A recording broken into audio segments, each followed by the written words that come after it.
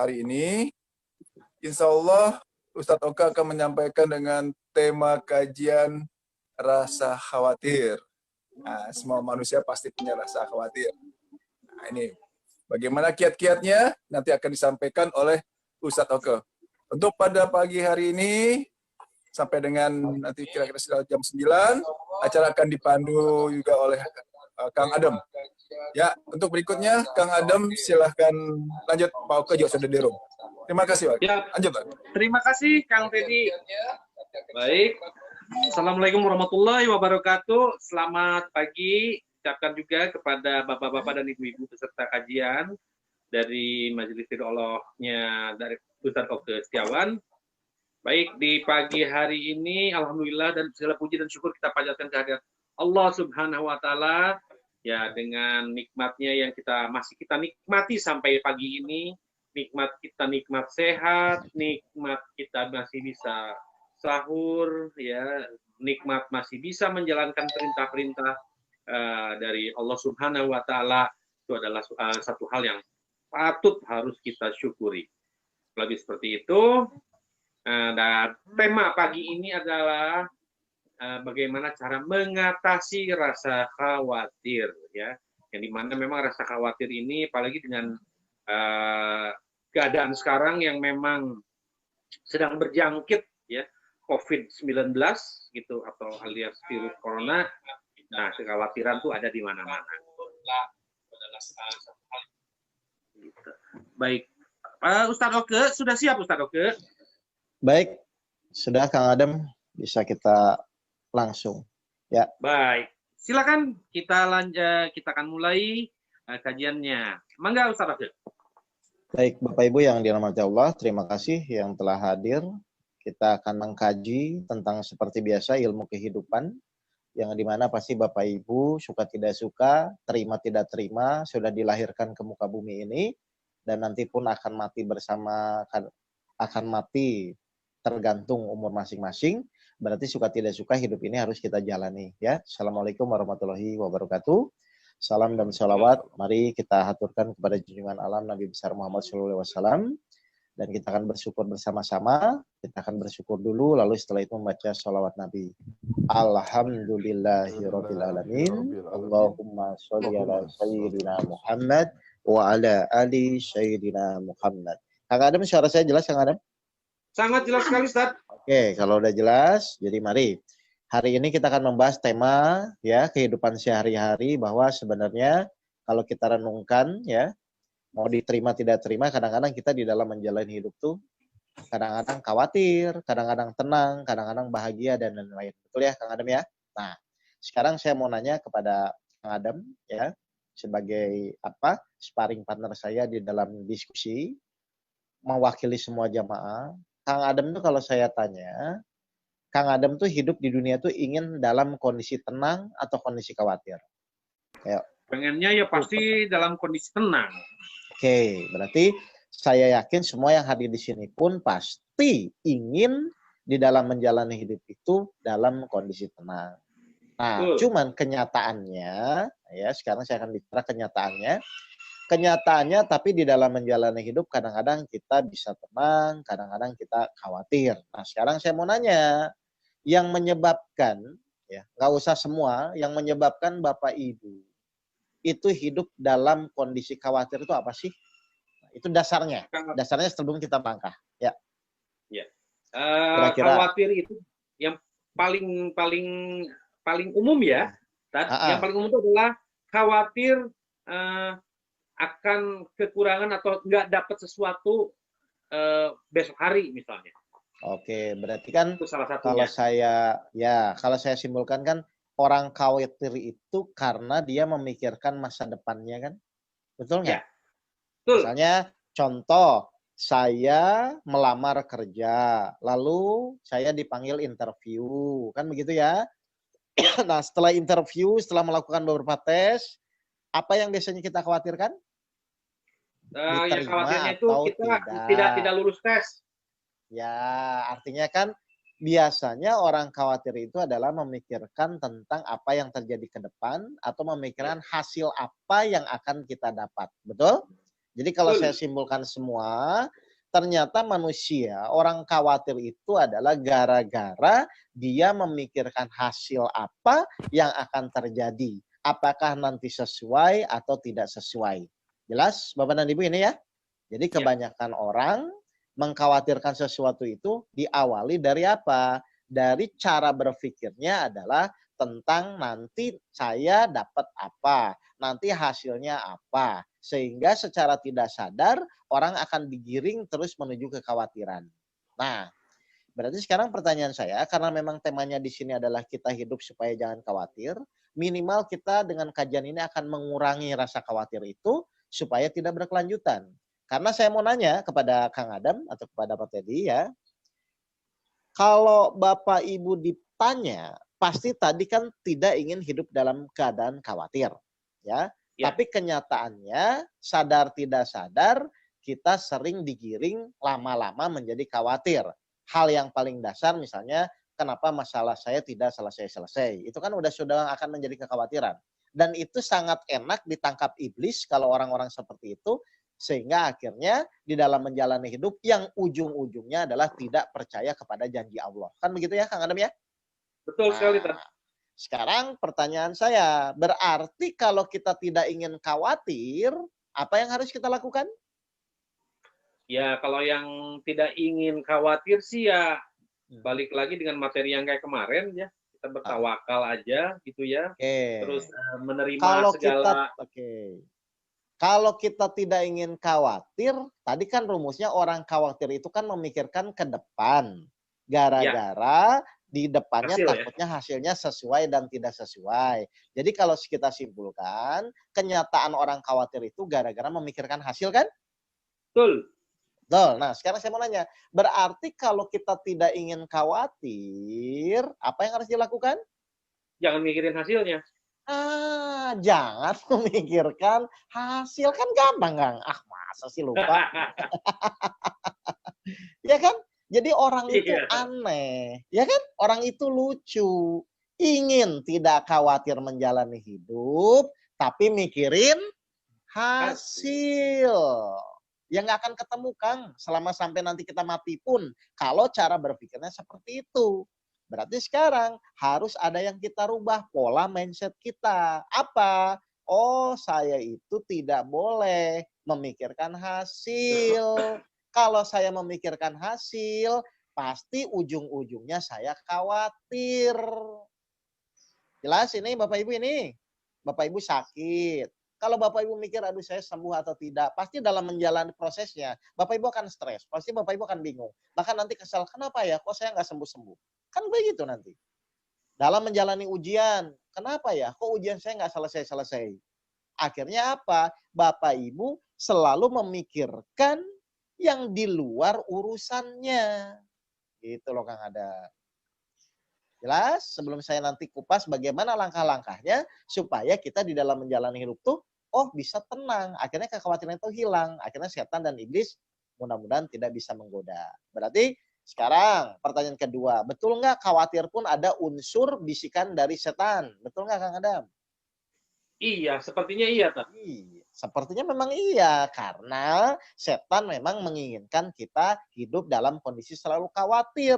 Yang tadi saya bilang, ujung-ujungnya tidak yakin, tidak percaya kepada Allah. Nah, tadi saya bilang, kalau ingin tidak khawatir, berarti kita harus fokus di dalam proses ikhtiarnya saja. Ya, baik, kita buktikan ya. Setan dan iblis bisa nggak mengganggu kepada orang-orang yang tidak memikirkan hasil atau yang namanya tawakal. Pak Teddy bantu saya, kita buka surat 16 ayat 99. Nah, ini ayat awalnya ya. Jadi Bapak Ibu kalau khawatir, pasti Bapak Ibu mikirin hasil. Udah begitu aja. Rumusnya gampang kok. Surat Jadi kalau Bapak Ibu tidak An-Nahl ingin khawatir ya jangan. 16 ayat 99, Pak. 99. Sungguh, Coba silakan. Sungguh setan itu tidak akan berpengaruh terhadap orang yang beriman dan bertawakal kepada Tuhan. Nah, benar kan Kang Adam ya? Jadi di sini Allah berfirman, setan tidak akan berpengaruh, tidak akan bisa membisikkan kekhawatiran di dalam perasaan dada dan pikiran kita. kalau kita bertawakal. Bertawakal itu apa? Bertawakal itu tahu mana urusan kita sebagai manusia, mana urusan Allah sebagai Tuhan kita. Saya mau nanya, Kang Adam, dari pembahasan tadi, ya, urusan kita sebagai manusia itu apa sih, Kang, di dalam menjalani proses hidup ini? Sesuai yang tadi saya sampaikan. Ya, urusannya kita itu kan satu, ya, memang harus menjalani dan menerima. Oke, betul. Terus? Ya, melaksanakan, ya, beribadah, gitu ya. Oke. Baik, urusan kita itu, ya, biar saya jelaskan ya, urusan kita itu di dalam tadi proses menjalani ujian, urusan kita tuh hanya berikhtiar semaksimal mungkin. Hanya tuh satu atau dua, Kang? Satu. Nah, berarti tugas kita hanya berikhtiar semaksimal mungkin. Punya masalah sakit, terima, jalani. Semaksimal mungkin silahkan berobat. Tapi tugas kita hanya berikhtiar. Boleh nggak mikirkan sembuh dan tidaknya, Kang? Jangan. Kenapa jangan? Karena sembuh atau tidaknya itu urusan Allah. Bukan urusan saya. Iya. Ngapain mikirnya bukan urusan saya? Benar ya? Karena itu urusan Allah. Nah, Bapak Ibu percaya kan Allah Maha segalanya kan? Maha pemberi keputusan kan? Iya, betul sekali, Tan. Ya udah, kalau percaya serahkan kepada ahlinya. Tugas kita maksimal ikhtiar. Maksimal ikhtiar itu supaya sembuh atau hanya menjalankan perintah Allah? Menjalankan perintah Allah. Kenapa nggak boleh mikirin supaya sembuh? Karena ya itu goib ya, sembuh atau tidak. Bukan urusan saya. Kan jelas itu. Loh, kan tadi makanya ayo. Bapak Ibu ya, saya kenapa kupas ini? Biar Bapak Ibu tuh ngerti di dalam menjalani hidup itu ada yang namanya urusan Allah, ada yang namanya urusan manusia. Urusan kita sebagai manusia hanya berikhtiar semaksimal mungkin. Ikhtiarnya pun hanya dalam rangka menjalankan perintah Allah, bukan menentukan hasil. Jelas Kang Adam ini? Jelas sekali. Kalau Bapak, ya, jelas ya? Baik. Jelas. Kalau Bapak Ibu fokusnya hanya berikhtiar, tinggal nanti bagaimana ikhtiar yang sesuai dengan apa yang Allah inginkan. Kan begitu saja kan nanti kan? Iya, betul. Sekarang pola berpikirnya hati-hati ya. Bahwa yang namanya hasil, yang namanya keputusan apapun itu adalah wewenang Allah. Sudah, nggak usah ikut campur. Tugas kita berikhtiar sebaik mungkin sesuai dengan tuntunan Allah. Nah, ini yang akan kita bahas nanti, ya. Baik, coba Pak Teddy bantu saya lagi, Pak, untuk memperkuat satu poin ayat lagi. Surat 28 ayat 88 tentang bahwa hasil itu adalah ketetapan Allah. Silakan, Pak Teddy. Surat Al-Qasas ayat 88. Ya, silakan, Pak. Dan jangan pula engkau sembah Tuhan yang lain selain Allah. Tidak ada Tuhan yang berhak disembah selain Dia. Segala sesuatu pasti binasa kecuali Allah. Segala keputusan menjadi wewenangnya dan hanya kepadanya kamu dikembalikan. Segala keputusan menjadi wewenang Allah. Jadi Kang Adam boleh ikut-ikutan, Kang? Enggak boleh. Awas ya, kita komit ya. Jadi tugas kita menjalani hidup ini, ikhtiar semaksimal mungkin, selesai. Hasilnya itu kembali kepada terserah Allah. Mau selesai masalah ini minggu ini, bulan depan, setahun lagi, terserah Allah. Yang penting kita menjalani ikhtiar semaksimal mungkin. Ya, kira-kira menurut Kang Adam kalau kita sudah bagi itu urusan Allah adalah menentukan hasil, urusan kita hanya ikhtiar. Kira-kira jadi stres nggak, Kang? Enggak, karena memang kita ngurus urusan kita sendiri. Allah biarkan dengan urusannya. Jelas ya, Bapak Ibu ya? Jadi diluruskan, oh baiklah kalau gitu. Kalau saya tidak ingin khawatir, berarti saya tidak usah memikirkan hasil. Kalau ingin khawatir, silahkan memikirkan hasil. Tapi kalau seperti itu pun nggak ada gunanya. Karena kita memikirkan yang bukan urusan kita. Ya, baik. Terakhir ayatnya, sebelum kita masuk ke metodenya.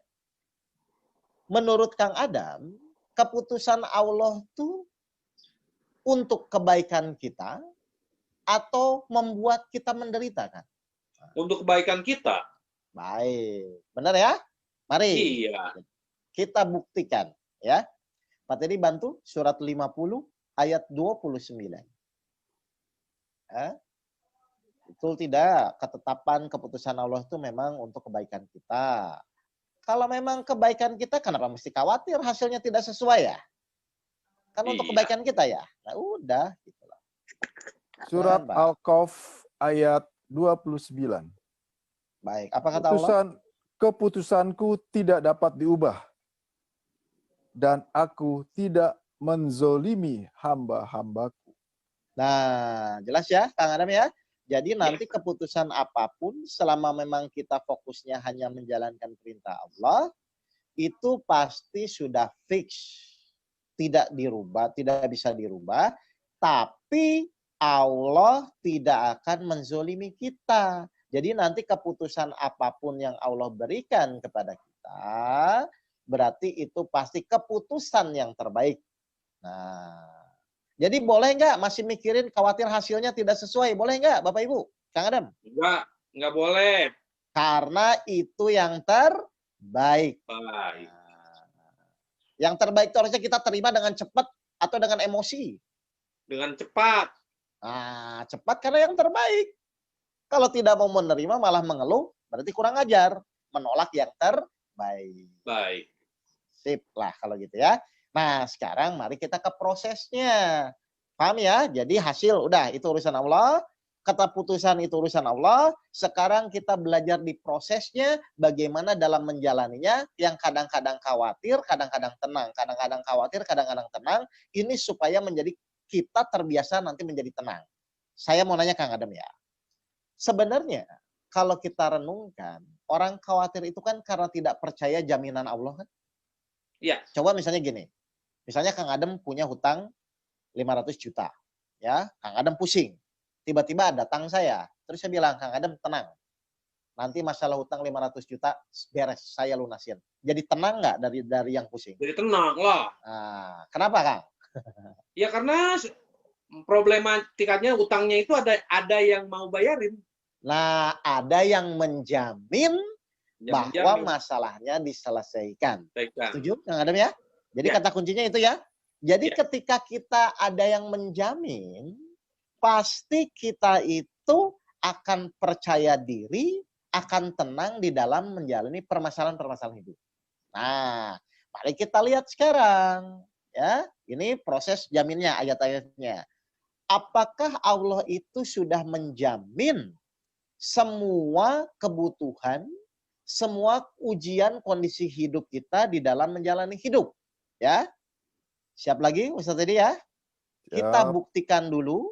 Setelah itu kita akan belajar bagaimana proses menjalani. Ini jaminannya dulu ya. Silakan Ustaz tadi buka surat 3 ayat 2. Apakah Allah itu sudah menjamin? Surat Ali Imran ayat 2. Allah tidak ada Tuhan selain Dia, yang maha hidup, yang terus-menerus mengurus makhluknya. Nah, ayo. Kang Adam, saya mau nanya. Menurut Kang Adam, ini Allah berfirman terus-menerus tuh mengurus kita tuh apa maksudnya, Kang? Terus-menerus mengurus hidup itu berarti terus-menerus menjamin. Wah, tahu ayat ini? Iya. Barusan diperdengarkan sama Ustaz Teddy. Loh, enggak harusnya tahu lah. Ayo, saya mau nanya, Bapak Ibu harusnya tahu ayat ini? Udah lama tahu Ustaz, cuman nggak Udah sadar. lama lah harusnya. Berarti kalau benar Kang Adam ngomong setiap hari, setiap detik itu berarti Allah tuh mengurus kita. Berarti Allah tuh menjamin dong. Ayo. Iya. Menjamin semuanya kan? Iya. Hal yang paling gampang udara lah. Allah pasti jamin nggak mungkin kita kekurangan udara kan? Kecuali misalnya sakit dan lain-lainnya. Coba kata dulu. Nah, lihat. Surat 3 ayat 2. Di sini Allah berfirman, Allah tidak ada Tuhan selain Dia. Oh, sering lupa. Gak apa-apa lah.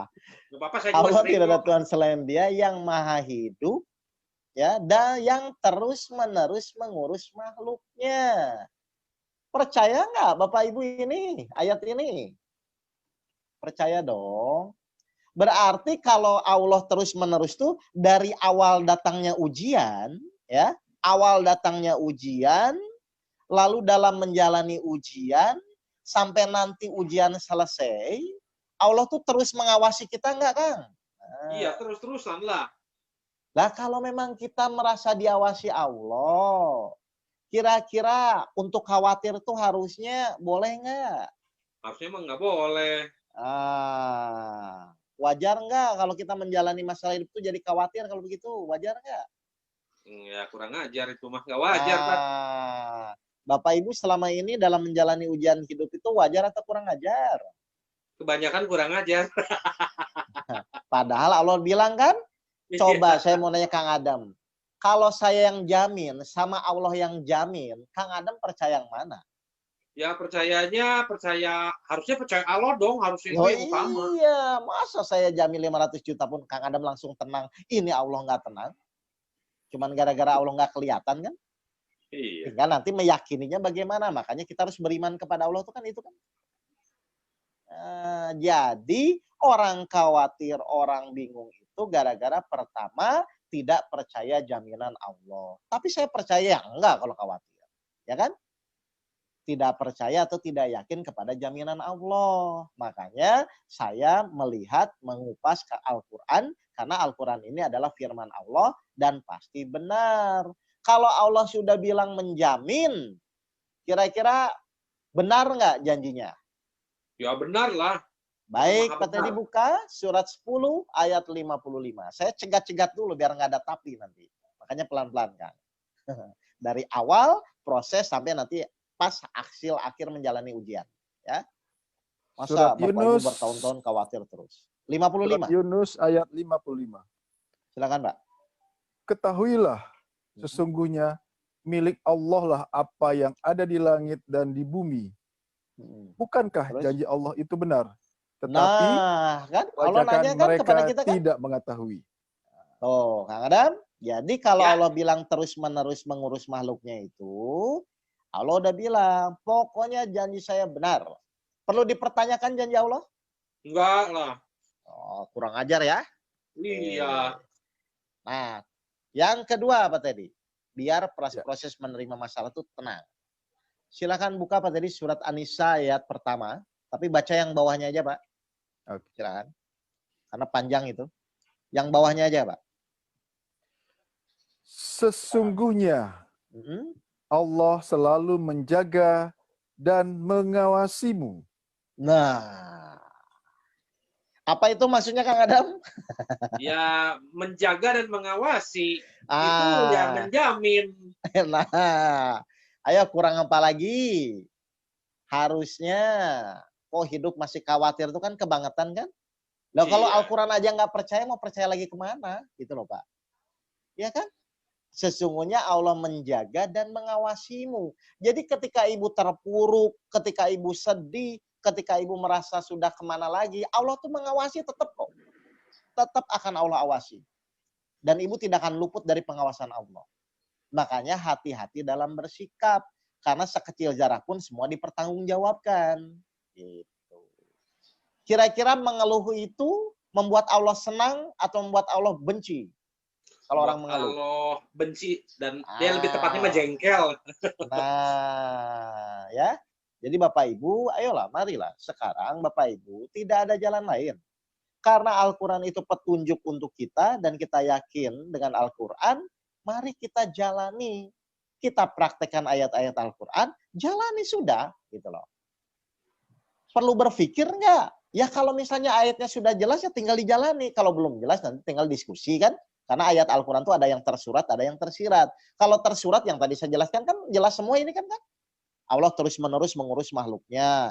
Allah menjaga dan mengawasi kita. Janji Allah benar. Kan itu jelas itu. Jadi harusnya Bapak Ibu tidak ada alasan Bapak Ibu menjadi pusing atau menjadi bingung. Karena Allah sudah menyampaikan semua itu. Nah, betul, memang harus nggak usah banyak mikir. Lah mikir ngapain petunjuknya udah ada, kecuali petunjuk nggak ada silahkan mikir. Ayo, Kang Adam misalnya, saya udah kasih tahu, Kang Adam nanti dari rumah belok kanan, belok kiri, lurus, mentok, ketemu pertigaan, belok kiri, nah itu rumah saya. Perlu mikir atau ikuti saja? Ikuti aja. Ya kan udah ada petunjuknya. Kecuali misalnya kita hidup belum ada petunjuk, silahkan mikir sekreatif mungkin gitu loh Pak. Jadi kebanyakan orang pusing itu kenapa Kang Adam kalau dari pernyataan saya tadi? Khawatir, nggak Ya, percayaan, terlalu kreatif. terlalu kreatif. Kan udah ada petunjuk kan? Petunjuk Iya. udah ada, Al-Quran tinggal difahami, lalu dijalani, sudah. Kenapa masih pusing? Kecuali Allah pas kita hidup tidak menurunkan petunjuk Al-Quran, itu beda ceritanya. Jadi kalau Bapak Ibu misalnya nanti menjalani ujian, yang benar itu mengikuti saja petunjuk dari Allah atau perlu mikir? Ya, nggak perlu mikir sih. Ya ikutin Jalan. aja kan? Nah, Iya, itu kan? ikutin aja petunjuknya. Iya. Kecuali kita punya petunjuk yang lain, gitu. Ya. Nah, untuk mengikuti petunjuk memang di sini perlu iman atau keyakinan. Makanya kemarin pembahasannya kemarin itu saya bilang, pokoknya nanti kalau ada ayat-ayat Al-Quran bertolak belakang dengan pola berpikir kita, dengan logika kita, maka yang dikalahkan yang mana Kang Adam? Al-Qurannya Logika atau berpikir kita. Nah, logika berpikir kita, disitulah yang namanya beriman. Beriman itu ketika sesuatu yang di luar logika kita, tapi ayat Al-Quran mengatakan itu, gitu loh. Paham ya? Nah, jadi sekarang tadi ada 3 poin yang harus saya sampaikan. 1, Allah terus-menerus mengurus makhluknya. Yang kedua, ternyata Allah pun berjanji akan menjaga dan mengawasi kita. Dan janji Allah itu pasti benar. Jelas? Berarti Allah sudah menjamin kita di dalam menjalani kehidupan ini. Berarti Bapak Ibu tinggal menjalani. Menjalani di mana? Di relnya Allah, yaitu di jalan yang lurus. Sesuai surat Al-Fatihah ayat 6 dan 7. Jadi fokus Bapak Ibu, ketika Bapak Ibu punya masalah itu, fokuslah langkah demi langkah mengikuti petunjuk Allah. Kan begitu Kang Adam ya? Iya. Nah, baik. Sekarang pertanyaan saya. Tadi saya sempat mengupas bahwa orang khawatir itu gara-gara memikirkan hasil. Padahal dia pun tidak bisa tahu hasilnya apa, yang terbaik atau tidak apa. Tapi yang dia yakini hasil keputusan Allah itu tidak akan menzolimi dirinya. Kan begitu ya Kang Adam ya? Oke, sekarang saya mau nanya. Berarti kalau kita renungkan, manusia itu mampu nggak kalau seperti itu menentukan hasil? Kalau dari cerita yang tadi saya sampaikan. Tidak. Nah, berarti manusia tuh tidak mampu kan? Tidak. Betul? Betul Kalau sekali. tidak, betul. Kalau memang tidak mampu, ya, dalam menentukan hasil, ya, berarti harusnya kita tuh khawatir atau tidak? Tidak. Kenapa tidak? Benar jawabannya. Kenapa tidak? Benar. Ya, tidak kan karena udah hasilnya sudah ada yang menentukan. Loh, karena tidak mampu kan? Karena tidak mampu, nanti Loh, hasilnya kalau sudah ada tidak- yang menentukan. Kalau tidak mampu apa yang dikhawatirkan? Iya. Loh, contoh. Loh, kalau tidak mampu apa yang dikhawatirkan? Contoh misalnya, Kang Adam misalnya mau tinju sama Mike Tyson. Iya. Khawatir kalah nggak? Enggak, udah pasti kalah. Kenapa? Lah, jelas gini. Bener nggak? Iya. Kang Adam mau tinju sama Mike Tyson. Kang Adam tahu, ini pasti kalah. Terus khawatir, kan lucu nggak? Lucu. Lo pasti kalah apa yang dikhawatirkan? Loh, aneh kan? Kecuali Kang Adam punya sedikit kemampuan, mudah-mudahan dengan sedikit kemampuan ini bisa mengalahkan Mike Tyson, kan itu boleh khawatir. Tapi ini kita sudah tahu, kita tuh tinju sama Mike Tyson pasti kalah. Terus kita khawatir kalah. Aneh nggak? Paham Kang Adam? Yap. Manusia itu tidak punya daya dan upaya. Tidak mampu untuk menentukan hasil. Khawatir masalah hasil. Lucu nggak? Sangat lucu. Karena dasarnya memang kita tidak punya kemampuan untuk menentukan hasil. Kang Adam dan jamaah yang lain tuh selama ini lucu atau wajar sih? Sangat lucu. Iya kan? Kecuali kita punya kemampuan, itu beda ya. Kecuali Iya. kita punya sedikit kemampuan untuk menentukan hasil, silahkan. Loh kenyataannya kita tidak mampu kok. Makanya Allah bilang la haula apa yang sering ngomong wala quwata illa billah. Jadi manusia yang benar itu mampu atau tidak mampu?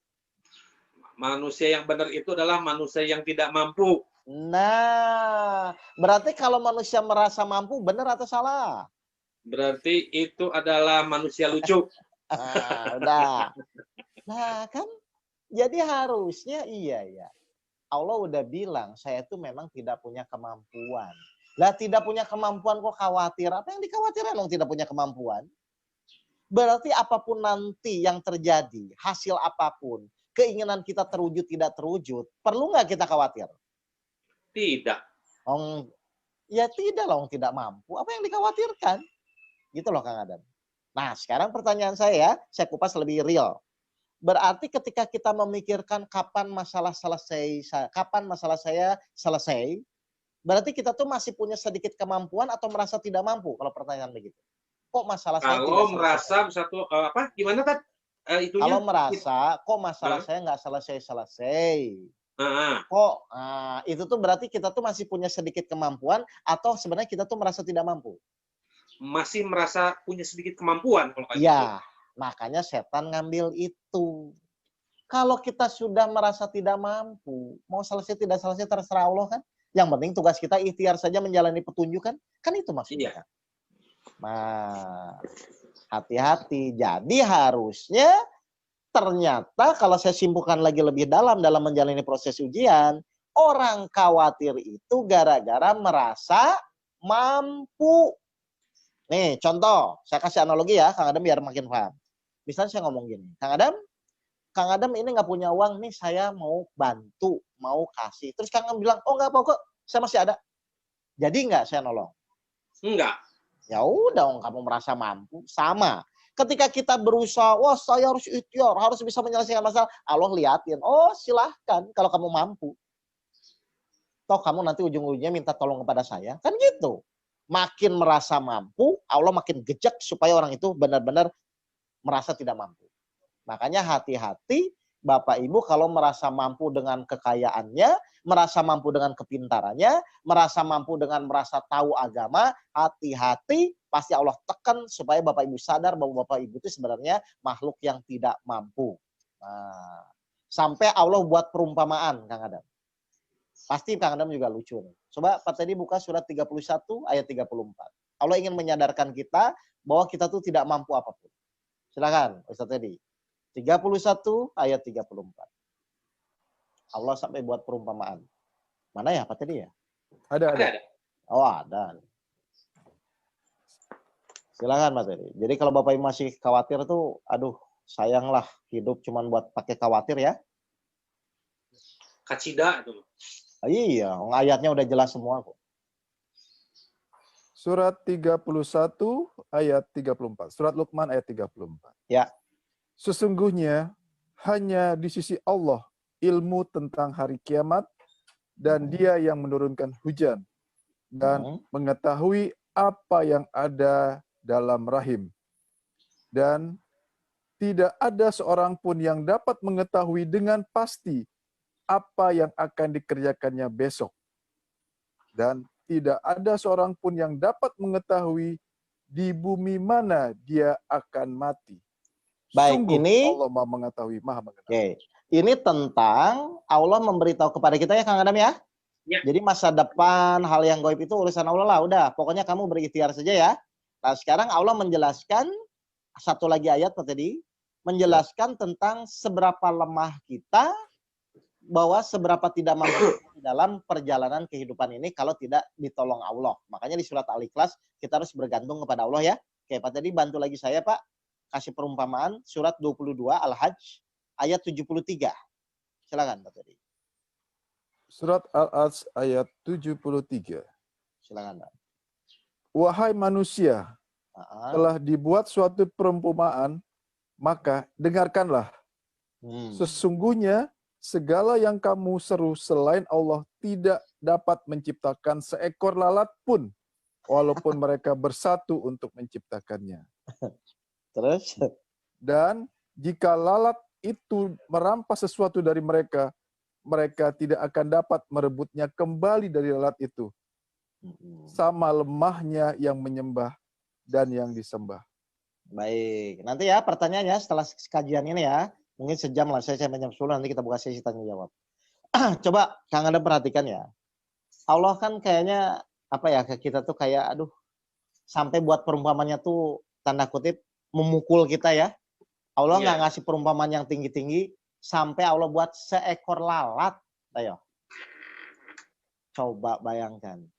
Berarti kalau Allah buat perumpamaan sampai seperti itu, kan harusnya kita secepatnya menyadari ya, oh iya ya, kita tuh hidup kalau nggak ditolong Allah mungkin selesai. Semua masalah yang terjadi pun atas izin Allah, berarti Allah Maha Kuasa. Gitu loh Kang Adam. Artinya itu benar-benar Allah memahamkan kepada kita semua. Sudahlah manusia itu cepat-cepat bergantung kepada Allah lah. Karena kita memang tidak punya kemampuan apapun di dalam menjalani kehidupan ini.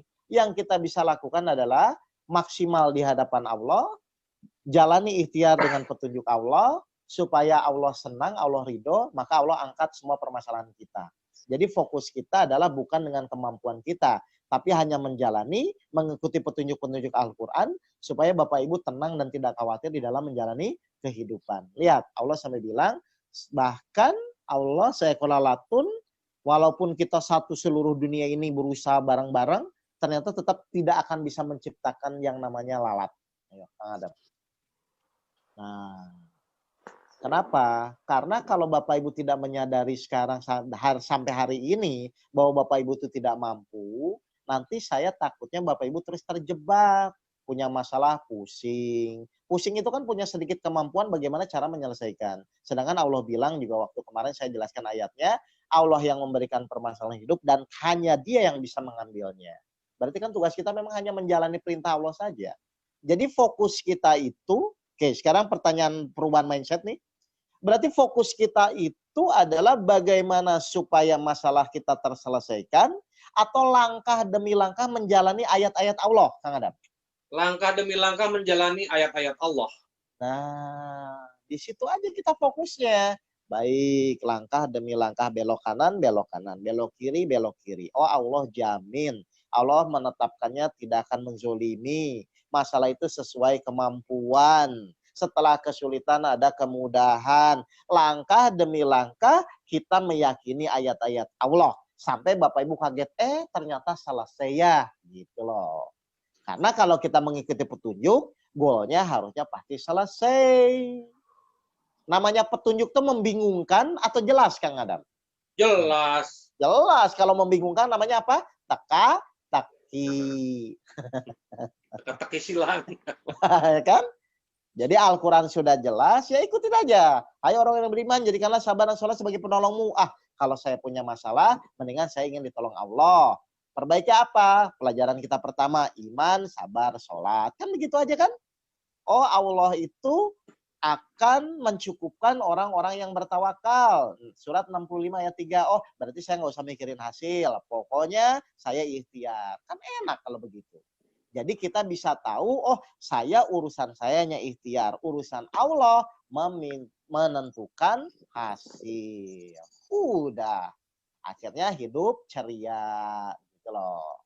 Ada nggak di dalam Al-Quran petunjuk untuk menyelesaikan istri cerewet? Ada nggak, Kang Adam?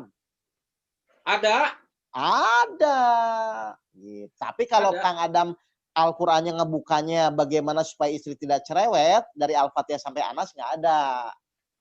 Tapi caranya bagaimana? Caranya tuh, oh istri cerewet itu adalah sarana saya menjadi sabar.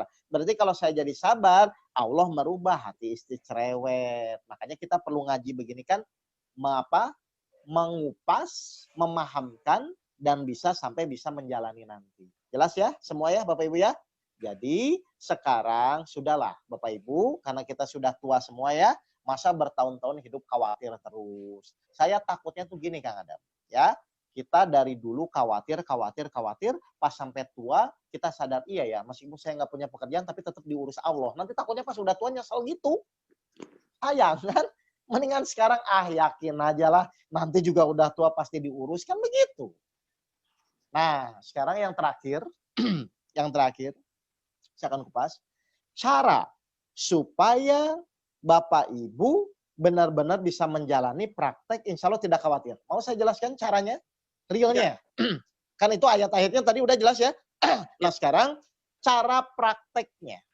Supaya Bapak Ibu benar-benar nanti udah yakin saja. Saya contek aja ya, saya contek dari teman saya aja ya. Teman saya di ridho Allah, dia dalam 3 minggu langsung tidak khawatir Kang Adam. Dalam 3 minggu. Nah, penasaran kan? Jadi kalau Bapak Ibu harusnya nggak usah lama lah ya. Gini, teman saya tuh gini. Jadi dulu, namanya Pak Dwi, teman saya itu dulu nggak pernah ngaji. Kerjaan dia itu cuman bengkel serabutan Kang Adam. Tahu ya bengkel serabutannya yang di pinggir jalan tapi nggak punya bengkel, tapi dia cuman punya las ketok, tapi di situ dikerjainnya gitu loh. Jadi serabutan. Nah, karena kepusingan dia atas izin Allah, dia bertemulah Pak Guru Antono, guru saya. Terus Pak Guru ngobrol, Mas Dwi, betul nggak bahwa semua orang tuh hakikatnya punya masalah? Betul Pak Guru. Mas Dwi punya masalah nggak? Punya. Waktu dia bujangan. Kenapa saya pusing Pak? Kerja udah habis-habisan, kaki jadi kepala, kepala jadi kaki, kata dia. Emang apa? Iya, saya selalu bingung tiap akhir bulan tuh kontrakan bagaimana. Kok saya kerja udah habis-habisan kaya-kaya. Ini gimana nanti saya mau nikah. Kalau saya punya anak gimana nanti makannya. Pusing 7 keliling. Kan itu yang terjadi ya Kang ya. Karena secara hitungan memang tiap hari tuh kata dia nggak cukup gitu. Padahal dia hidup-hidup terus. Meskipun nggak cukup tetap hidup gitu loh. Nah, akhirnya guru saya bilang gini. Udah Mas Dwi, daripada Mas Dwi khawatir ya. Tapi kalau misalnya Mas Dwi ingin khawatir nggak apa-apa deh kata guru saya. Coba seminggu ini tolong Mas Dwi silahkan tetap khawatir kata dia. Ya. Nanti Bu, nanti. Pertanyaan nanti saya jawab. Seminggu ini silahkan Mas Dwi khawatir, silahkan tapi tetap kerja, nanti balik lagi ketemu saya. Oh baik Pak Guru, karena orangnya lugu tuh bukan lutu gunung ya, lugu tuh polos gitu ya. Nah seminggu dia jalanin tetap kerja Kang Adam. Tapi dengan kekhawatiran, jadi aduh nanti gimana makan, aduh macam-macam lah. Nah minggu depannya dia datang lagi ke guru saya. Mas Dwi gimana? Sehat-sehat. Masih hidup? Masih. Sudah makan? Sudah. Nah, terus akhirnya dia cerita kekhawatiran, guru saya stop. Udah, sekarang Mas Dwi jangan ngomong kekhawatiran. Minggu kedua, sekarang Mas Dwi tolong dablek. Tahu Kang Adam dablek apa? Dablek? Dablek teh, kekeh. Dablek tuh nggak usah mikir gitu loh. Ya. Nah, dablek nggak usah mikir mau mati enggak, mau makan atau tidak, kontrakan kebayar atau tidak, nggak usah dipikirin. Tapi tetap kerja. Minggu yang kedua. Oh gitu Pak Guru ya. Jadi minggu pertama nggak apa-apa khawatir. Saya masih tolerir. Sekarang Mas Dwi, minggu kedua jalani hidup, dablek, nggak usah mikir, tapi tetap kerja. Kita lihat. Nah, dia jalanin tuh minggu kedua. Jalanin dengan dablek, tetap kerja. Ketemu lagi, datang ke guru saya yang minggu kedua. Ditanya lagi oleh guru saya. Mas Dwi gimana? Sehat-sehat. Sudah makan? Sudah makan. Gimana? Oh iya Pak, alhamdulillah berjalan. Nah, pertanyaan guru saya apa? Dibuat ke minggu ketiga. Sekarang Mas Dwi coba renungkan. Minggu pertama Mas Dwi menjalani hidup dengan khawatir tetap hidup ketemu saya. Minggu kedua pun Mas Dwi menjalani hidup dengan dablek, dengan nggak mikir, tetap kerja, tetap hidup. Berarti sama-sama hidup kan Kang Adam? Iya, betul. Kira-kira kalau orang waras, milih yang mana sekarang di minggu ketiga? Khawatir tetap hidup, dablek juga tetap hidup. Pilih yang mana? Dengan dablek aja tetap hidup. Ya udah dong. Berarti sekarang Bapak Ibu pun bisa melakukan itu. Mau khawatir punya masalah tetap dijalani dan tetap hidup. Mau galau pun tetap hidup. Mau tenang pun tetap hidup. Apa perlu 3 minggu seperti teman saya Mas Dwi? Atau sekarang aja diputusin, dablek tetap hidup? Ini sekarang aja. Ya udah ngapain kelamaan, wong sama-sama Tuhan yang sama kan? Paham ini keadaannya? Jadi ternyata Mas Dwi itu mempraktekkan sampai sekarang yakin nggak kurang-kurang. Bahkan waktu itu 2 tahun kemudian dia dikasih pelajaran keyakinan Kang. Apa? Waktu terakhir dia buat bengkel itu, pas waktu ada orang, dalam 1 hari itu dia cuma dapat 20.000. Bayangkan. Dia bingung kan, buat ongkos pulang juga nggak cukup. Akhirnya dia mikir, kan saya yakin sama Allah, kata dia. Karena saya yakin sama Allah, ini 20.000. Allah kan jamin. Gimana kalau saya kasih ke orang itu, nanti saya mati atau enggak? Saya hari itu makan atau tidak? Sampai kayak gitu kan. Dia praktek keyakinan. Pas uangnya cuma 20.000-nya, akhirnya dia kasih, ada pemulung ke sana, dikasih nih, saya ingin praktek apa? Apa yang terjadi? 2 jam kemudian, ada ibu-ibu, mobilnya bannya kempes. Kira-kira kalau ban kempes buat kerjaan montir, gampang nggak, Kang? Kira-kira? Gampang ya? Gampang Nah, banget. benerinnya, ban kempes diganti sama ban serep, akhirnya ibu-ibu tuh ngasih 50.000. Oh, kata Mas Di, gini ya cara Allah ngurus saya. Berarti kalau gitu tidak ada alasan, meskipun saya uang pas-pasan, kalau ada orang yang minta dan memang benar-benar tuh kasih. Akhirnya dia kayak gitu sekarang tuh. Makanya sekarang kalau kita belum ada pandemi corona ini, dia tuh yang ikut keliling safari kemana-mana, ikut gitu loh. Karena dia udah yakin. Nah, dari pelajaran ini, mari Bapak Ibu, toh Bapak Ibu mau menjalani hidup dengan tenang juga bisa, dengan khawatir pun bisa. Tapi kalau sama-sama tetap ujung-ujungnya sama-sama hidup, kira-kira yang benar tenang atau khawatir? Yang benar itu adalah tenang. Tenang, karena tenang itu salah satunya kita percaya juga kepada Allah. Tenang itu percaya kepada jaminan Allah. Maka separah apapun, seberat apapun masalah hidup kita, insya Allah Bapak Ibu akan mudah nantinya. Karena akan ditolong Allah. Kenapa? Memang Allah berjanji. Bagi orang yang beriman, Allah berjanji akan menolongnya. Tuh. Jadi pusing tidak pusing, masalah tetap dijalani. Hasilnya sesuai tidak sesuai, tetap diterima. Ayo, saya cegat sana-sini. Baik, kalau sudah saya jelaskan ini, sekarang silahkan. Ada pertanyaan apa? Nah, sebentar, saya cek dulu ya chatnya, Tad ya. Siapa tahu silakan. tadi udah ada yang bertanya. Untuk menjalankan jalan Allah, kalau masih ada masalah, suka tidak konsen, bingung, pusing, hehehe, diulang ya Ustadz. Salam Bulia Semarang. Oh, minta diulang katanya. Oh ya nantilah itu mah. Nanti juga pasti ulang-ulang. Oke. Pokoknya ginilah Ibu ya. Kan tadi saya jelaskan. Orang pusing, orang bingung itu kan karena berpikir hasilnya seperti apa kan? Kan begitu kan Kang Adam ya? Betul. Tadi Ya. saya jelaskan. Jadi orang bingung, orang pusing itu adalah gara-gara biasanya memikirkan hasil yang tidak sesuai dengan keinginannya kan? Iya, betul. Coba kalau nanti Bapak Ibu misalnya tahu nih, menjalani ujian, hasilnya saya pasti lulus dan pasti jadi makin kaya. Kira-kira pusing nggak? Enggak.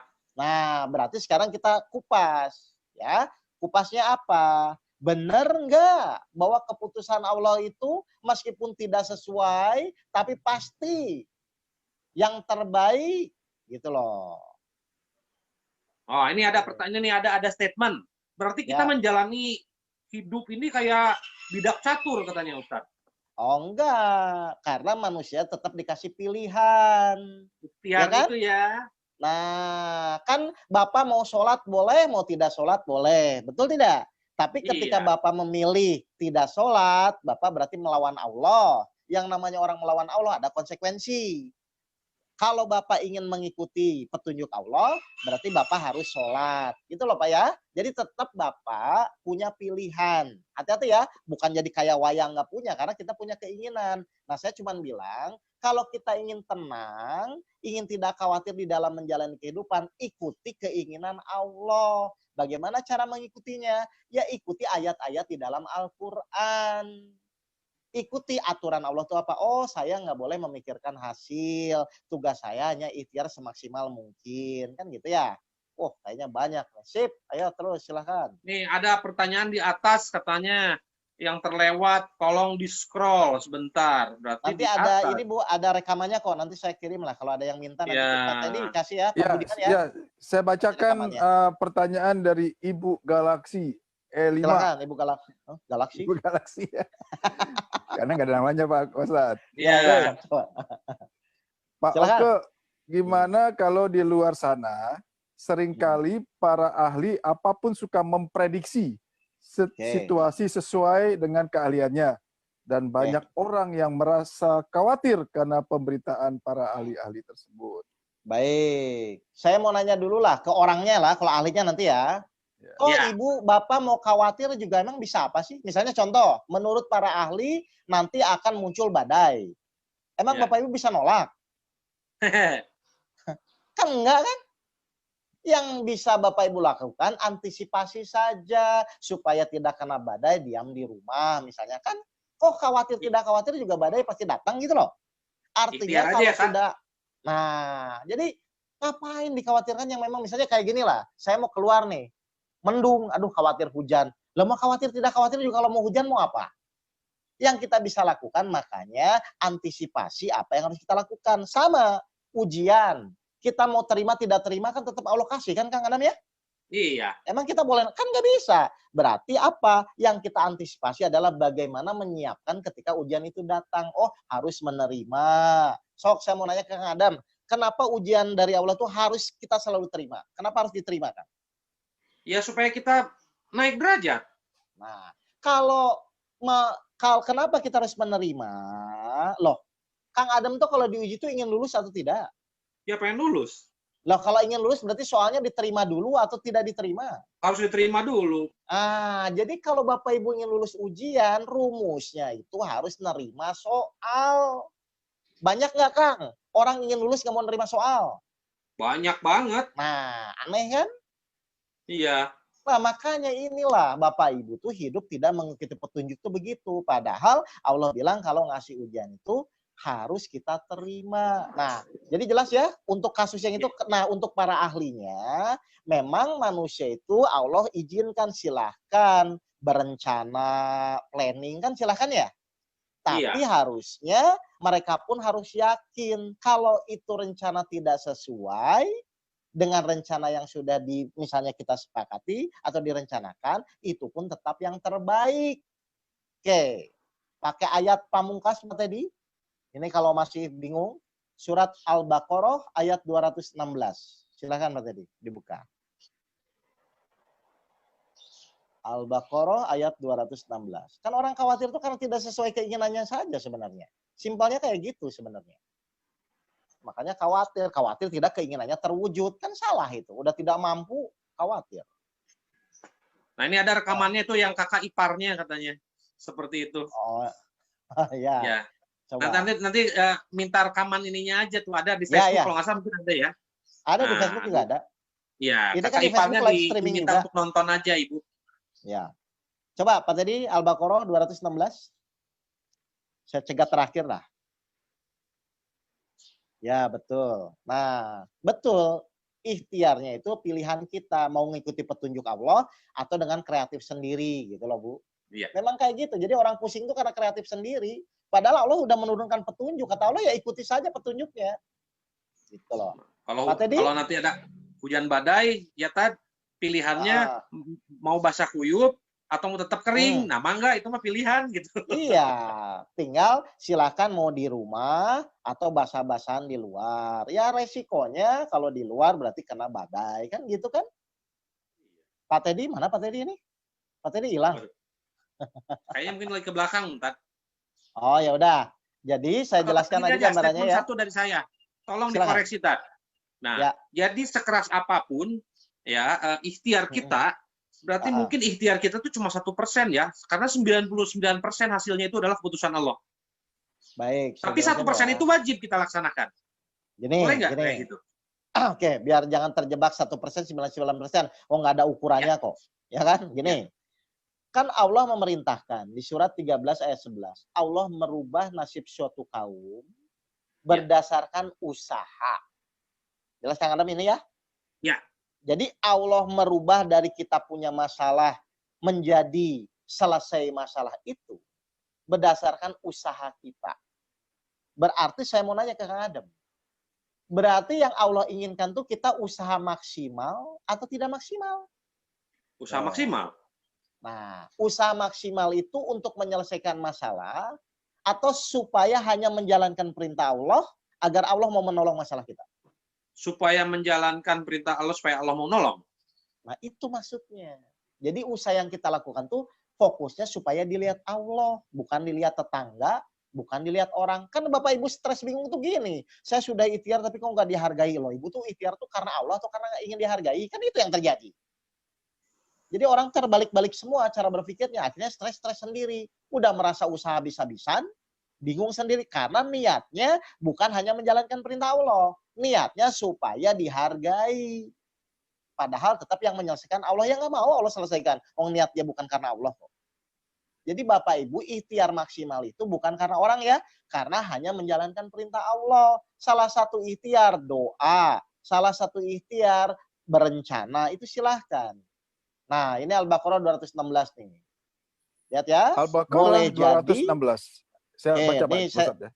Saya baca tengahnya aja Pak tadi ya. Ya. Ini sering jadi nih. Boleh jadi kamu menyukai sesuatu padahal itu tidak baik bagimu.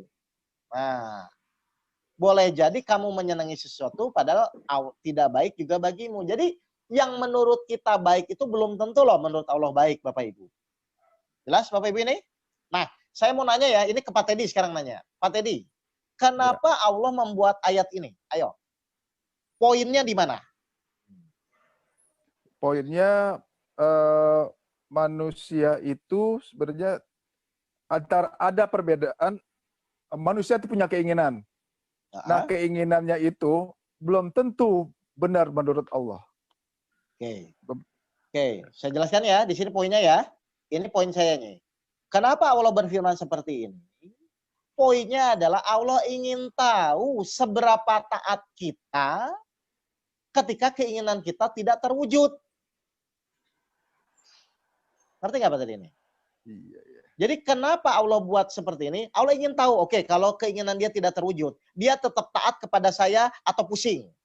Nah, biasanya kalau Bapak Ibu, kalau keinginannya tidak terwujud, Bapak Ibu tuh taat atau pusing? Pusing biasanya. Nah, berarti taat nggak sama Allah?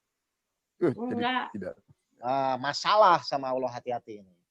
Jadi Allah kadang-kadang menguji kita, ujian itu kadang-kadang sesuai dengan yang kita inginkan selesai. Kadang-kadang mungkin tidak sesuai hasilnya. Nah, sebenarnya poin di situ tuh Allah cuma pengen tahu seberapa taat Bapak Ibu ketika hasilnya tidak sesuai. Biasanya kalau hasilnya tidak sesuai, manusia tuh taat atau ngegrundel, atau emosi, atau marah. Ngegerutu tak? Nah, boleh nggak kita menggerutu pada Tuhan kita, padahal kita ngaku hambanya? Walah kurang ajar itu mah. Nah, udah, silahkan Bapak Ibu renungkan. Bapak Ibu sudah berapa lama kurang ajar sama Allah? Karena kadang-kadang hasil tidak sesuai, kan itu kan? Padahal kita diciptakan itu untuk mengabdi kepada Allah, kan begitu ya Kang Adam ya? Iya betul. Yang namanya mengabdi itu mewujudkan keinginan kita atau keinginan Allah? Keinginan Allah lah. Terus kenapa kalau keinginan kita tidak terwujud terus Kang Adam marah-marah? Nah, itu dia. Kurang ajar teh, Tat. Ayo, Bapak Ibu sebelum nuntut Allah, benerin dulu sikap kepada Allah lah. Sebelum kita nuntut, ya Allah kapan masalah saya selesai, benerin dulu sikapnya, ketaatan kita kepada izin Allah, ketaatan kita kepada hasil yang Allah tetapkan. Apakah Bapak Ibu bisa menerima atau kadang-kadang masih tidak menerima dengan tapikan. Ingin ditolong Allah, tapi sikap Bapak Ibu kepada Allah tidak menghormati. Kan kurang ajar ini. Benar nggak Kanan? Misalnya, Pantaskan diri saya ingin ditolong Kang Adam. Terus Kang Adam bilang kepada saya, coba Pak Oke tolong datang ke sini. Aduh Kang Adam jauh, capek. Kang Adam jadi mau nggak nolong saya? Lah, sekarang Allah nguji kita. Oke nih, coba hasilnya tidak sesuai nih dengan apa yang dia inginkan. Allah sengaja kan nguji ya, hasil tidak sesuai. Dia masih taat atau tetap maksa saya untuk mewujudkan keinginannya? Kan kebanyakan Bapak Ibu biasanya maksa. Ya Allah kenapa belum selesai? Kan begitu terus. Padahal Allah sekedar ingin menguji kita tuh tetap taat atau tidak. Nah, kebanyakan pasti Bapak Ibu tidak ditolong-tolong Allah gara-gara tidak taat kepada Allah. Ayo, ngaku aja Bapak Ibu. Nah, baik, ada pertanyaan lagi? Coba tadi dicat itu. Nah, itu tadi ada statementnya. Nah, nanti ini aja statement yang dari Ibu siapa tadi itu katanya yang kakak iparnya udah diajak. Gimana?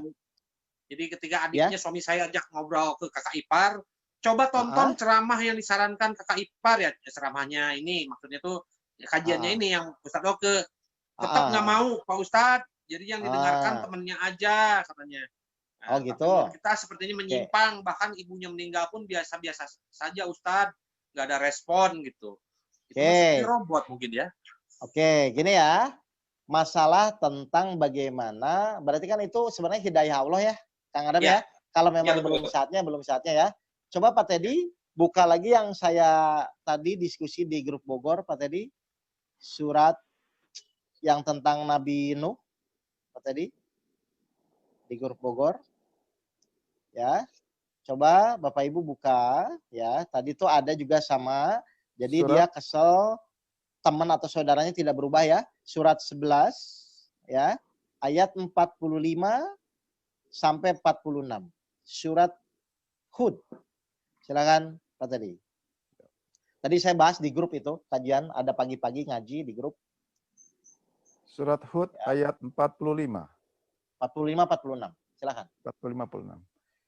Ya. Dan Nuh memohon kepada Tuhannya sambil berkata, "Ya Tuhanku, sesungguhnya anakku adalah termasuk keluargamu, dan janjimu itu pasti benar. Engkau adalah hakim yang paling adil." Ya Allah berfirman, "Wahai Nuh, sesungguhnya dia bukanlah termasuk keluargamu, karena perbuatannya sungguh tidak baik. Sebab itu, jangan engkau memohon kepadaku sesuatu yang tidak engkau ketahui hakikatnya. Aku menasihatimu agar engkau tidak termasuk orang-orang yang bodoh." Nah, ini tuh jadi ceritanya begini Bapak Ibu. Nabi Nuh tuh berdoa kepada Allah supaya Kanan ini dirubah hatinya menjadi taat kepada Allah. Supaya tidak ditenggelamkan. Karena kan Kanan termasuk yang ditenggelamkan ya dalam kasus waktu banjir besar itu ya. Nah, Nabi Nuh wajar dong seorang ayah memohon keselamatan untuk anaknya. Benar nggak Kang Adam ini? Betul. Kayak kita punya anak. Tapi apa kenyataannya? Allah bilang di firman berikutnya, Nuh, kamu tuh sudahlah, kamu nggak tahu bahwa Kanan ini durhaka kepadaku. Kan gitu ya?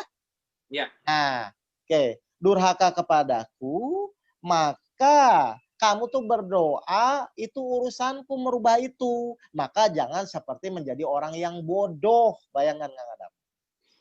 Jadi urusan hidayah, urusan dia mau ngaji tidak ngaji, itu urusan kita atau urusan Allah hidayahnya? Urusan Allah. Urusan kita itu hanya sekedar menyampaikan. Paham ini? Ya, nanti saya jawab ya. Hanya sekedar menyampaikan perintah Allah sesuai dengan surat Yasin ayat 17, dan kewajiban kami hanyalah menyampaikan perintah Allah. Jadi tugas kita hanya menyampaikan ke saudara. Kalau hanya menyampaikan terus saudara itu tetap nggak mau ngaji, harusnya kita jengkel nggak kalau hanya menyampaikan? Enggak. Oh, hanya menyampaikan. Kalau jengkel itu berarti Bapak Ibu ingin merubah, ingin ngasih hidayah, yang nggak bisa dong Bapak Ibu. Karena urusan hidayah, urusan hasil itu urusan Allah. Tuh kan ikut campur lagi urusan hasil. Benar nggak Kak? Iya. Jadi sebenarnya permasalahan awal itu kita selama ini menjalani ujian hidup itu gara-gara apa? Kita tidak tahu mana urusan kita, mana urusan Allah. Gitu loh Kang Adam. Akhirnya kita sering ikut campur. Sudah ikut campur urusan Allah, ingin ditolong Allah. Kan makin kurang ajar ini. Nah, jelas? Bahkan terakhir di surat 28 ayat 56, ini kepada Nabi Muhammad. Sesungguhnya engkau Muhammad tidak bisa memberikan petunjuk kepada orang yang engkau kasihi. Karena urusan petunjuk adalah urusan Allah. Selevel Nabi Muhammad pun tidak bisa memberikan petunjuk. Tugas Nabi Muhammad hanya sekedar menyampaikan risalah agama Islam. Itu saja. Paham ya Bapak Ibu ya? Jadi semua permasalahan keruatan-keruatan yang terjadi ini gara-gara apa? Gara-gara Bapak Ibu tidak mengerti mana urusan Allah menentukan hasil, mana urusan manusia hanya sekedar berikhtiar semaksimal mungkin. Itu maksudnya. Ya. Las? Sekaligus itu menjawab pertanyaan tuh, Pak Oke, bagaimana caranya kalau sudah ikhtiar maksimal, tapi masih suka ada sedikit rasa khawatir. Gitu. Biarpun itu katanya seupil aja katanya. Apa itu belum total berserah kepada Allah katanya? Bukan, khawatirnya itu kan gara-gara masih memikirkan mungkin hasilnya nggak sesuai kan Kang? Iya. Kan itu aja sebenarnya. Padahal tadi saya cegatkan hasil apapun nanti kalau kita sudah maksimal itu pasti yang terbaik. Oke, saya mau nanya berarti. Berarti di sini tuh yang terpenting usaha maksimalnya atau hasilnya Kang? Usaha maksimal. Sudah usaha maksimalnya saja. Kenapa masih bingung?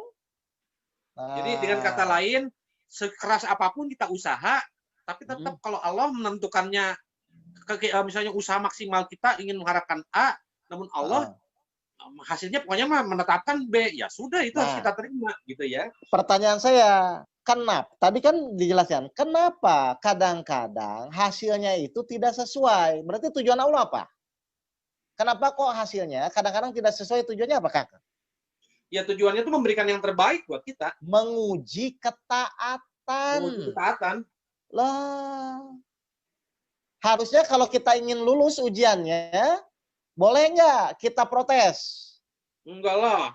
Nah, nanti Allah memberikan yang terbaik. Sebentar ya, baterainya hampir habis. Sebentar, Kang Adam. Bentar. Iya. Jadi kurang lebih seperti itu ya. Oh, tadi udah ada jawabannya, adalah katanya usahanya yang maksimal. Nah, itulah.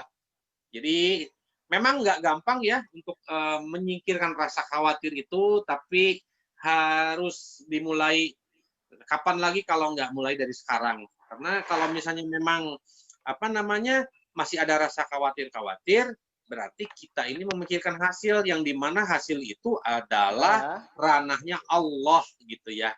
Nah, kurang lebih kayak begitu. Jelas ya? Ya, jelas.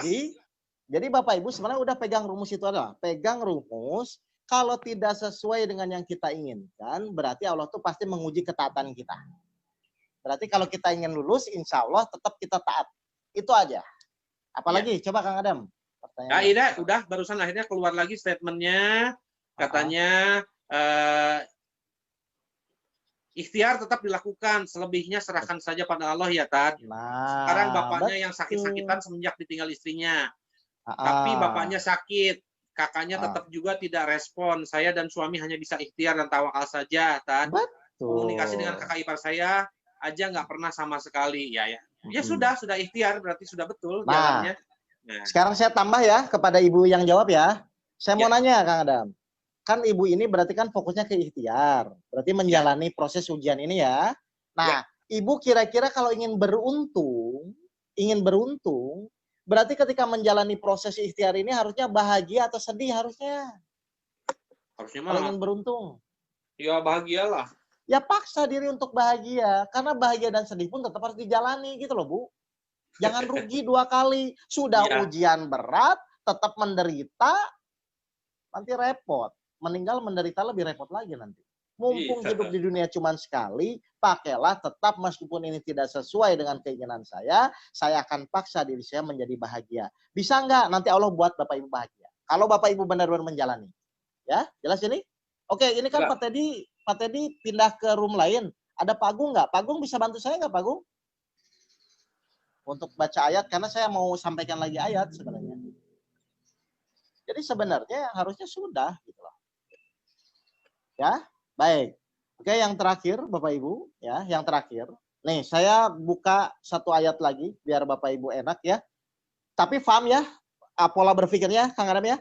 Jadi ingat hasil urusan Allah, tugas kita ikhtiar maksimal. Kalau hasilnya tidak sesuai, berarti Allah menguji ketaatan kita. Kalau Bapak Ibu tetap taat meskipun tidak sesuai, pasti Allah ganti sesuatu yang luar biasa.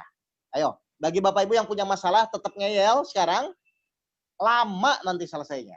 Pokoknya sekarang Bapak Ibu, baik ya Allah, meskipun tidak sesuai dengan yang saya inginkan, saya tetap taat menjalankan perintah-Mu, Allah ganti ke yang lebih besar. Buktikan aja Bapak dan Ibu. Kan enak gitu.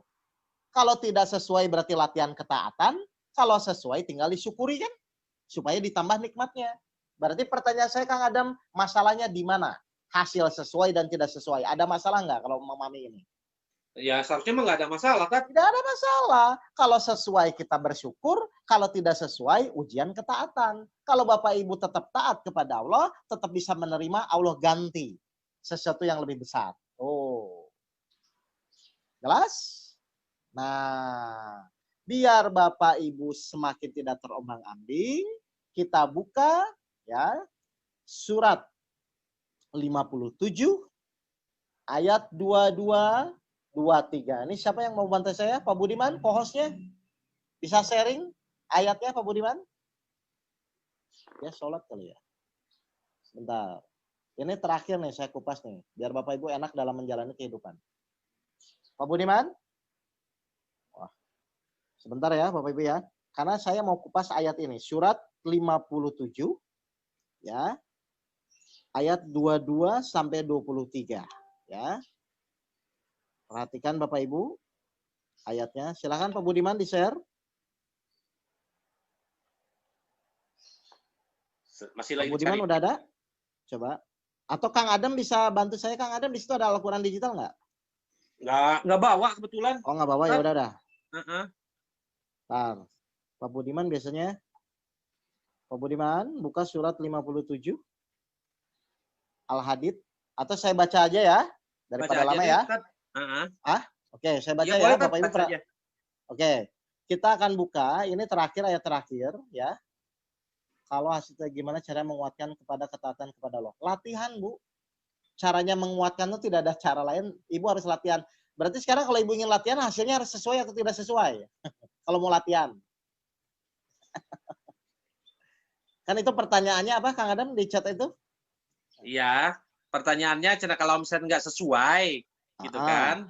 Kalau nggak sesuai itu gimana nih katanya cara menguatkannya lagi gitu kan? Cara supaya kuat tuh latihan atau tidak latihan? Ya harus latihan lah. Harus latihan lah. Makanya nanti ibu kalau tidak sesuai latihan. Berarti sekarang kalau ingin latihan menguatkan keyakinan itu, berarti setiap kejadian tuh hasilnya harus sesuai atau tidak sesuai. Jelas ya? Iya. Karena hidup itu proses latihannya. Oke, saya baca surat 57 ayat 22-23. Bapak Ibu perhatikan ya. Di sini kata kuncinya supaya kita tidak bersedih itu di sini. Setiap bencana yang menimpa di bumi dan yang menimpa dirimu sendiri, berarti di bumi dan kita ya Kang Adam, semua telah tertulis dalam kitab Lauhul Mahfuz sebelum kami mewujudkannya. Berarti kita waktu itu sudah ada belum? Sebelum kami mewujudkannya. Berarti sebelum kejadian Allah sudah membuat rencana ya? Baik. Sungguh yang demikian itu mudah bagi Allah. Buat apa Allah ngasih tahu kepada kita seperti itu? Allah menjelaskan di ayat 23-nya. Perhatikan. Agar kamu tidak bersedih hati ya terhadap apa yang luput dari kamu. Jadi Allah menginginkan kita bersedih atau tidak? Tidak. Terhadap tidak. Meskipun hasil tidak sesuai, Allah menginginkan kita bersedih atau tidak? Tidak. Tidak ya? Oke. Agar kamu tidak bersedih hati terhadap apa yang luput dari kamu dan tidak pula terlalu gembira terhadap apa yang diberikannya kepadamu. Jadi terlalu gembira juga nggak boleh ya. Jadi tengah-tengah saja gitu loh. Ngerti? Dan Allah tidak menyukai setiap orang yang sombong dan membanggakan diri. Jadi Bapak Ibu, sudahlah. Ujian itu sudah Allah sesuaikan. Ya. Masalah itu sudah Allah atur pasti akan ada jalan keluarnya. Ya. Ikhtiar sudah Allah atur dalam metode tawakal. Pokoknya tugas manusia ikhtiar. Tugas saya menentukan hasil. Ya.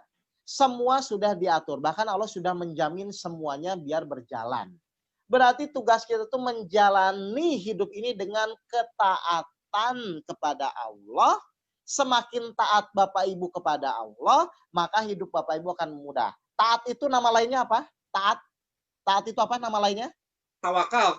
Takwa. Takwa. Nah, makanya Allah berjanji kalau Bapak Ibu menjalani ujian dengan taat, dengan tetap menjalani, mau sesuai tidak sesuai tetap taat kepada Allah, maka Allah berjanji di surat 65 ayat 2, barang siapa bertakwa kepada Allah, niscaya Allah akan memberikan jalan keluar. Jadi solusi hidup itu pasti ada nggak, Kang Adam? Ada. Bagi siapa? Bagi yang taat. Bagi orang-orang yang taat. Sekarang Bapak Ibu kalau diuji tidak sesuai dengan keinginan, taat atau tidak biasanya? Biasanya mah sedikit. Salah sendiri kan? Makanya sekarang fokuslah di dalam menjalani ujian hidup itu pada ketaatannya. Jalani saja, mau sesuai tidak sesuai, yang penting Bapak Ibu menjalaninya dengan taat. Jadi yang terpenting itu sesuai keinginan tidak sesuai atau taatnya Kang Adam? Taat yang utama. Selama ini kalau dikasih ujiannya atau taatnya selama ini? Ujiannya. Salah atau benar? Salah. Salah. Masa udah gede, udah tua masih salah ya? Malu ya? Iya. Baik, Bapak Ibu, ada pertanyaan lagi? Kalau Ada tidak, pertanyaan lain? Coba Oke, ini kalau dari peserta tidak, saya ini ada chat nih. Masuk silakan, dua. Oke, oh sebelah itunya. Oh Pak Teddy, mohon izin Pak, saya support rukun dakwah. Ya, Yang ya, tidak ya, ya. sesuai itu alam masih sayang karena latihan terus. Oh ya, berarti sudah. Masih ada pertanyaan? Ya kayak contoh misalnya saya kalau dapat istri cerewet, terus saya kemudian ya udah itu mah itu sebagai saya kasih tahu ikhtiar, tapi dia tetap cerewet, tapi sayanya taat. Nah nanti biasa sama Allah diganti lagi sama yang bukan diganti, ditambah. Kan tadi saya bilang, kalau hasil ujian itu tidak sesuai dengan yang kita inginkan, berarti Allah tuh nguji apanya, Kang? Ketaatan. Saya mau tetap taat. Pokoknya kalau taat pasti istrinya akan dirubah akhlaknya. Kalau istrinya tetap itu, dirubah akhlaknya. Karena Allah diuji. Insya Allah enggak. Kalau tetap taat, insya Allah enggak. Tapi kalau ibu kesel, kalau bapak ibu kesel, tetap ditahan. Ujiannya tetap begitu. Karena Allah ngapain orang tidak taat kan? Iya betul. Baik bapak ibu yang dirahmati Allah, mungkin sekian dulu ya, biar bapak ibu paham. Yang penting setelah itu jalani ya. Ingat, untuk yakin berapa minggu? Mau seperti teman saya Pak Dwi 3 minggu atau berapa hari lah? Kita langsung aja ya. Nggak usah kelamaan ya. Masa nunggu, oh saya nggak punya uang, tetap makan. Minggu depan punya uang, juga makan. Minggu depan lagi nggak punya uang, tetap makan. Ya rugi loh, dipakai khawatir orang tetap makan. Loh. Jelas ya, Bapak Ibu ya? Jadi mari kita mendekatkan diri kepada Allah. Sarananya adalah ujian-ujian yang kita hadapi, fokus pada ketaatan kepada Allah. Taat itu berarti taat menjalani perintah-perintah Allah. Sesuai firman-firman Allah di dalam Al-Quran. Oh, taat berikhtiar maksimal. Taat tidak memikirkan hasil. Itu namanya ketaatan, Bapak dan Ibu. Ya, meyakini apapun bahwa keputusan Allah tidak bisa dirubah, tapi Allah tidak akan menzolimi hambanya. Surat 50 ayat 29. Udah, cukup. Nah, silakan Kang Adam. Terima kasih kepada Bapak Ibu semua. Dari saya cukup sekian. Wabillahi taufiq wal hidayah. Assalamualaikum warahmatullahi wabarakatuh. Waalaikumsalam warahmatullahi wabarakatuh. Baik, terima kasih Ustadz. Nah, dari kesimpulan yang kita dapat hari ini, jangan lupa sekuat apapun ikhtiar kita, tetap hasilnya itu adalah Allah yang menentukan. Nah, kalau bila mana hasilnya tidak sesuai dengan keinginan kita, berarti kita sedang diuji ketaatannya.